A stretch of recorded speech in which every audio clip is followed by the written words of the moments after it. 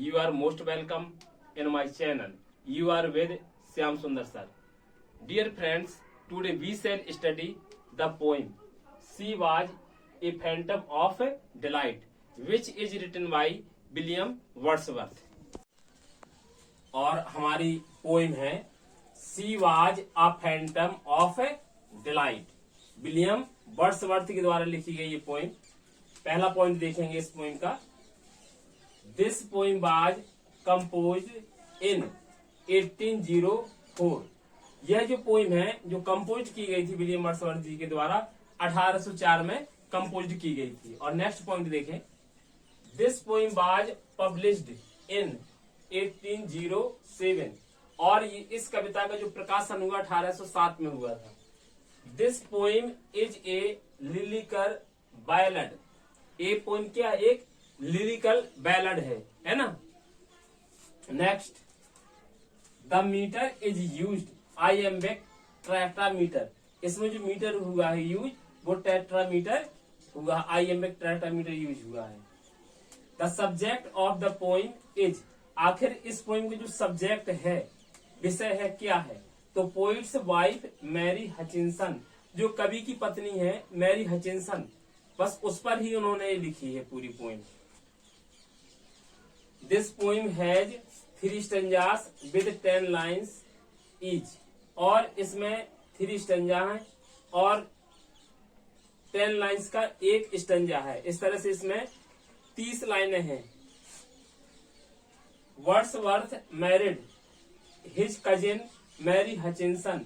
जो वर्ड्सवर्थ जी थे उन्होंने अपनी जो कजिन थी उनकी, है ना, उससे उन्होंने शादी की थी, मैरी हचिंसन से। तो कब शादी की थी उन्होंने अपनी कजिन से? उन्होंने की थी 1802। This poem is tribute.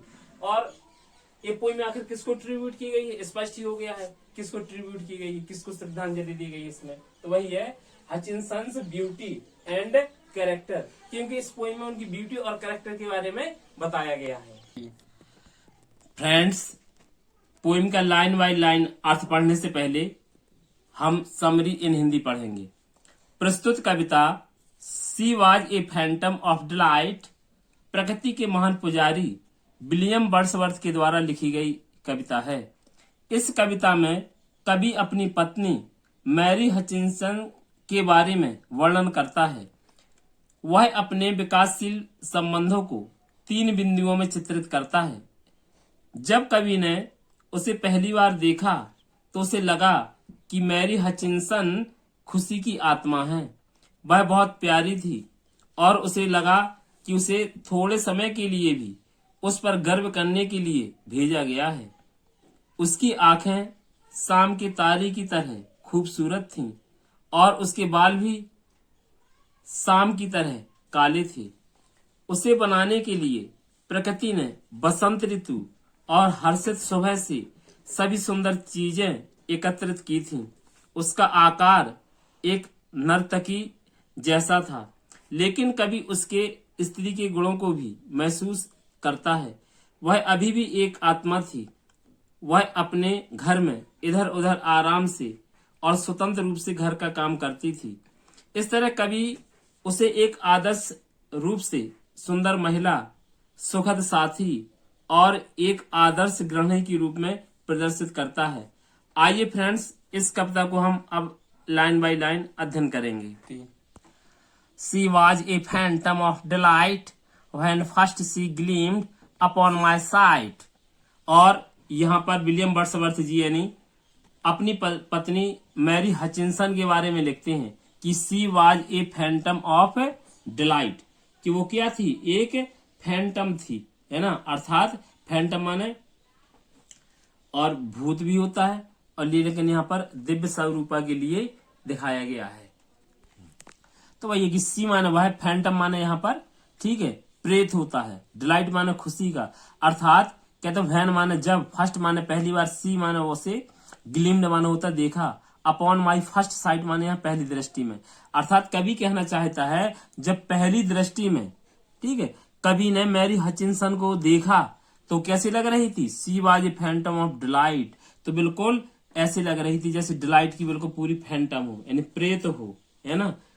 अर्थात कहने का मतलब कवि का है कि जब पहली बार यानी कवि ने उसे देखा तो बड़ा यानी सुख प्रदान करने वाली उसे दिव्य स्वरूपा लगी उसे, है ना, इस तरह फैंटम लगी जो एक डिलाइट प्रदान करने वाली यानी महिला थी। आ लवली अपेरिशन, और कहते हैं इस तरह से एक सुंदर प्रेत, है ना। लवली अपेरिशन माने होता है प्रेत, कहता लवली प्रेत, अर्थात वो एक ऐसी महिला थी जो बहुत खूबसूरत लगती थी। अपेरिशन माने यहाँ प्रेत का मतलब यहाँ हचिंसन के लिए यूज हुआ है। और कहते हैं sent to be a moment's ornament, और कहते जैसे उसे बिल्कुल ईश्वर ने, कुदरत ने टू बी मोमेंट उस क्षण या उस समय, ऑर्नामेंट यानी पूरी तरह से सजा करके यानी भेजा हो। ऑर्नामेंट माने होता है सजाना या आभूषण, है ना। कहते इस तरह से थी यानी कि खूब यानी कहने मतलब कि खूबसूरत यानी वो उसकी हचिंसन लगती थी, ऑर्नामेंट थी, बिल्कुल आभूषणों की तरह बिल्कुल खूबसूरत या सुंदर थी। हर और दिखाए गए यहाँ पर उपमाएं की गई हैं, और ये जो लाइनें अंडरलाइन की गई हैं ये एग्जाम में अधिकांशतः पूछी जाती हैं, और आपकी ये सिलेक्टेड लाइनें हैं जो इसमें आपकी एग्जाम टीजीटी पीजीटी में पूछ भी सकता है। कहते हैं her eyes as stars of twilight, कहते उसकी आंखों की तुलना बताई गई, कितनी आंखें, उसकी आंखें इतनी खूबसूरत थी, इतनी अच्छी दिखाई देती थी। देखें कितनी अच्छी उपमा की है कवि ने। Her eyes as stars of twilight fair, कहते संध्या कालीन क्या होते हैं, चमकती हुई यानी तारे होते हैं, फेयर लगते हैं, आकर्षक लगते हैं, है ना, ट्विलाइट के समय में। कहते उसी प्रकार उसकी आंखें चमकीली थी। और फिर की like twilight too her dusky hair, और कहते हैं जैसे ट्विलाइट हो जाती है संध्या यानी धीरे धीरे यानी काली, धीरे धीरे काली होती संध्या की तुलना उसके डस्की हेयर से की गई है, उसके काले बालों से की गई है। और कहता है उसी तरह शाम की तरह उसकी काले काले डस्की यानी हेयर भी थी। डस्की माने यहाँ काले, हेयर माने बाल। कहता but all things else about her drawn, और कभी कहना चाहता है कि लेकिन उसके बारे में बाकी सारी चीजें खींची गई थी, अर्थात व्हाट ऑल थिंग्स एल्स यानी उसके बारे में और भी अन्य चीजें थी, अबाउट हर ड्रान जिसके बारे में चित्रित की गई थी, खींची गई थी, प्रदर्शित की गई थी। फ्रॉम मे टाइम, और कभी कहता मे टाइम यानी मई का महीना यहाँ पर इंग्लैंड में बसंत का प्रतीक होता है, तो कहते हैं फ्रॉम मे टाइम, और कहते हैं उस मई के महीने में एंड चीयरफुल डान, और कहते हैं प्रातः काल यानी बिल्कुल सुखद यानी जैसा लगता है, डान माना उदय या सवेरा होना, कहते चीयरफुल होता है, इसी प्रकार वो यानी कहते हैं बसंत के यानी मौसम की तरह यानी शालीन, और कहते जैसे उदय होता है यानी और चीयरफुल लगता है प्रातः काल का मौसम, उसी प्रकार यानी दिखने वाली महिला थी। और अ डांसिंग शेप, और कहते उसकी जो शारीरिक आकृति थी वो एक डांसर की तरह लगती है, एक नर्तकी की तरह लगती थी। एंड इमेज गे, और एक ऐसी इमेज थी, एक ऐसी यानी इमेज चित्र था, एक जो गे हमेशा प्रसन्न रहती थी या खुश रहने वाली थी। गे माने प्रफुल्लित होने से है। To haunt, to startle and waylay, और कभी कहता टू हॉन्ट जो कहते मेरी यादों को जागृत करती। हॉन्ट माने याद आना या जागृत करना, मेरी यादों को कहती जागृत करती है। और कहते स्टार्टल, कहते मुझे यानी क्या कर देती है, सरप्राइज कर देती है, आश्चर्यचकित कर देती है जब मैं अपनी पत्नी मैरी हचिंसन के बारे में सोचता हूं, मैं विचार करता हूं। एंड वेले, और कभी कहता है और जिसने मेरा यानी दिल जीत लिया था। Next I saw her upon near a view a spirit, और कभी कहता है कि आई saw her upon nearer view, और जब मैंने उसे अधिक समीप से देखा तो a spirit yet a woman too, तो कहते हैं उसके अंदर एक महिला की स्पिरिट थी, स्पिरिट माने आत्मा थी, अर्थात उसके अंदर एक सादगी थी कि वास्तव में उस महिला की गुण थे। Her household motions light and free, household माने गृहस्थ में या घर में, और कहती जब वो हाउस होल्ड में रहती थी, गृहस्थ में रहती थी, घर में रहती थी, मोशन से हमेशा यानी क्या रहती थी, गतिशील रहती थी, हमेशा उसके यानी कदम चलते रहते थे और एक स्वतंत्र रहती थी। And steps of virgin liberty, और कहते जो वर्जिन थी वो लड़की थी, वो लिबर्टी कहते उदार भावनाओं से भरी हुई थी, ऐसे और इस तरह उसके कदम स्टेप्स चलते रहते थे। कभी आगे कहता है कि आ कॉन्टिनेंस माने चेहरा होता है, इन विच डिड मीट, और कहते हैं कि उसका जो चेहरा था तो कहता है कि बिल्कुल उसमें मधुरता भरी हुई थी, है ना, स्वीट रिकॉर्ड्स, और कहते उसकी जो रिकॉर्ड्स थी, है ना, अर्थात यहाँ पर कवि बताता है कि उसके जो रिकॉर्ड्स थे तो क्या कहते वो मधुरता थी उसमें, यानी प्रीमिसेस एज स्वीट, और कहने का मतलब है कि वह लड़की ऐसी थी, प्रीमिसेस माने संपत्ति या सामान, एज स्वीट कहती है उसकी जो प्रीमिसेस थी, यानी कहते जो कहती है वो लड़की जो थी, यानी कहने का मतलब मधुर और पवित्र हृदय की थी, स्वीट थी।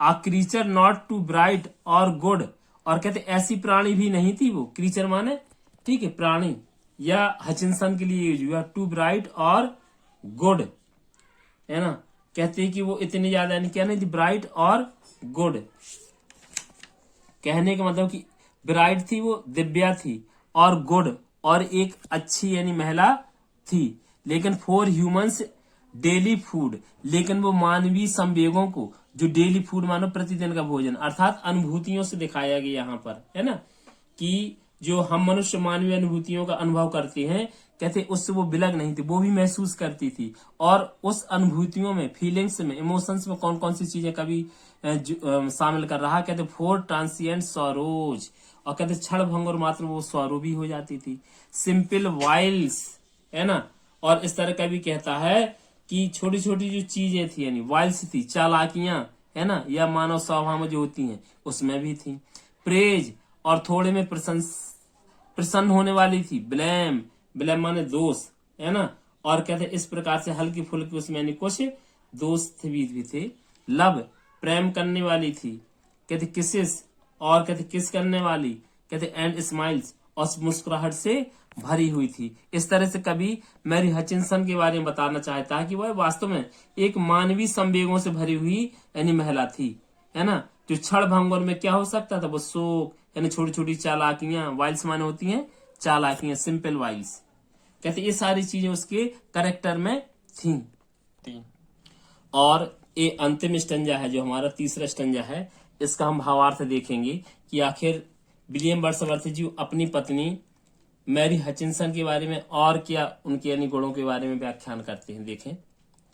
And now I see with eye serene the very pulse of the machine, a being breathing thoughtful breath, a traveler between life and death, और कभी कहते एंड नाउ, और अब, यानी कब, यानी शादी के बाद, है ना, यह अंतिम स्टंजा में बताता है कभी विवाह उपरांत, शादी के बाद की कंडीशंस को बताता है। आई सी विद आई सैरीन, कहते मैंने उसकी आंखों में, है ना, क्या देखी, सैरीन देखी, सैरीन माने होता शांति, कहते बिल्कुल शांत चित्त आत्मा को देखा उसकी मैंने, है ना, the very pulse of the machine, और कहता है पल्स माने यहाँ कर्म प्रेरणा से, मशीन मशीन, अर्थात या उसकी जीवन के लिए, आत्मा के लिए, कहते हैं वो एक ऐसी महिला थी जो कर्म प्रेरणा से प्रेरित थी। A being breathing thoughtful breath, being यहाँ पर आया है एक उस हचिंसन के लिए, और एक ऐसी महिला थी ब्रीथिंग जो श्वास लेती थी, थॉटफुल ब्रीथ यानी सोच समझ करके, है ना, विचार पूर्वक बात करती थी, या कह सकते हैं कि वह एक चिंतनशील नारी थी। A being breathing thoughtful breathe, कि वह एक क्या थी, बीइंग यहाँ हचिंसन के लिए आया है, और ठीक है वह एक थॉटफुल माने चिंतनशील, ठीक है, महिला थी। And a traveller between life and death, traveller माने ठीक है एक पथिक, यात्री, और वह स्वयं को जीवन की ओर ले जाने वाली क्या मानती थी, कहते जीवन, लाइफ एंड डेथ, जीवन और मृत्यु की ओर ले जाने वाली, जीवन और मृत्यु के बीच का अपने को एक ट्रेवलर, एक पथिक मानती थी, है ना, कि वह स्वयं को मृत्यु की ओर ले जाने वाली तथा जीवन रूपी यात्रा का एक पथिक मानती थी। द रीजन फर्म, और कहते हैं बिल्कुल इसका रीजन, है ना, उसकी रीजन मान तर्क, फर्म माने दृढ़, अर्थात कहने का मतलब यहाँ बुद्धि से ले लेंगे, उसकी बुद्धि क्या थी, बिल्कुल फर्म थी, बिल्कुल दृढ़ बुद्धि की थी। द टेम्परेट विल, और उसका जो स्वभाव था, जो उसकी यानी बिल थी, कामनाएं थी, वो क्या थी, टेम्परेट थी, यानी कहते बहुत विनम्र यानी बिल थी, उसकी इच्छाएं थी, कामनाएं थी। इंड्योरेंस, और कहते उसमें सहनशीलता थी, और फोरसाइट दूरदर्शिता थी, स्ट्रेंथ, और कहते उसमें एक क्या थी यानी शक्ति थी। कैसी शक्ति? आध्यात्मिक बल। यह आध्यात्मिक बल के लिए आया है। एंड स्किल, और कहते हैं उसमें दक्षता थी। कैसी दक्षता? कहते गृहस्थ के कार्य करने की यानी उसमें स्किल थी, क्षमता थी। अ परफेक्ट वुमन, और इस प्रकार भाई एक पूर्ण महिला थी। वर्ड्सवर्थ जी कहते हैं कि इस इतने सारे गुण यानी मेरी पत्नी में थे, हचिंसन में थे। इस तरह से मैं कह सकता हूँ वो एक परफेक्ट नारी थी। नोबली यानी प्लान्ड, और कहते किसी भी चीज को, किसी भी योजनाओं को यानी बहुत अच्छी तरह से क्या करती थी? प्लान बनाती थी। टू वार्न, वार्न माना होता है चेतावनी, और इस प्रकार वो क्या करती थी यानी सचेत भी करती थी, वार्न भी करती थी। टू कंफर्ट, टू कंफर्ट माना होता है आराम, और कहते इस प्रकार टू कंफर्ट एंड कमांड, और इस प्रकार आराम पूर्वक चिंतन करती थी, विचार करती थी, कमांड, और कहते मुझे आदेशित भी करती रहती थी। And yet a spirit still and bright with any something of angelic light, और कभी इस तरह से उसके बारे में सोचता है, विचार करता है कि वास्तव में उपरोक्त यानी जो गुण दिखाए गए हैं नारी की, वो सब कुछ उसके अंदर मौजूद थे। इसके बाद भी कभी कहता है कि उसके अंदर क्या था यानी कहते हैं स्पिरिट, कहते वो एक आत्मा थी। एंड ब्राइट, ठीक है, वो मानता है कि चलिए उसके अंदर एक ब्राइट थी, एक चमक थी आध्यात्मिक, और विद समथिंग ऑफ एंजेलिक, ये वाली लाइन बहुत महत्वपूर्ण है, एंजेलिक लाइट, और कभी मानता है कि थोड़ा बहुत उसमें देवदूतों का तेज विद्यमान था। कैसा लाइट था, कैसा तेज था? एंजेलिक, एंजेलिक माने देवदूतों का, विद समथिंग कहते कुछ ना कुछ तो उसमें ऐसा था, उस नारी में, उस महिला में, कहते मुझे लगता है जैसे देवदूतों का तेज उसमें विद्यमान हो, हचिंसन में।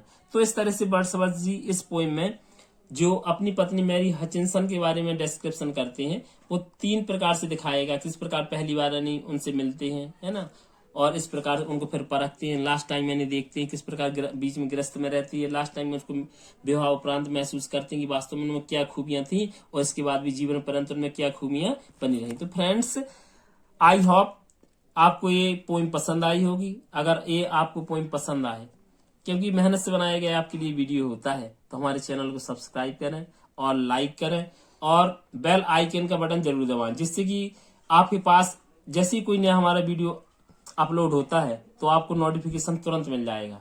थैंक्स।